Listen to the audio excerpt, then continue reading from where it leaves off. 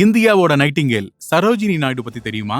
1879 பிப்ரவரி 13 ஹைதராபாத்ல பிறந்த இவங்கள காந்திஜி புல்புல் இ ஹிந்துன்னு தான் கூப்பிடுவாங்க. இவங்க ஒரு சிறந்த கவிஞர் மட்டும் இல்ல, ஆற்றல் வாய்ந்த விடுதலை போராட்ட வீரரும் கூட. 1904ல காங்கிரஸ்குள்ள வந்த இவங்க தான் இந்திய தேசிய காங்கிரசினுடைய முதல் பெண் தலைவரா பொறுப்பேற்றாங்க. 1908 மெட்ராஸ்ல நடந்த சோசியல் கான்ஃபரன்ஸ்ல கைம்பெண்கள் உரிமைக்காக உரக்க குரல் கொடுத்தாங்க.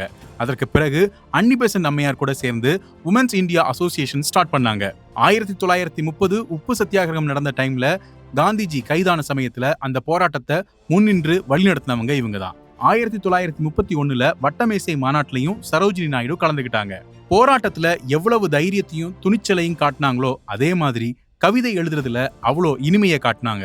தி கோல்டன் த்ரெஷோல்ட், தி புரோக்கன் விங் இதெல்லாம் இவங்களுடைய சிறந்த புத்தகங்கள்.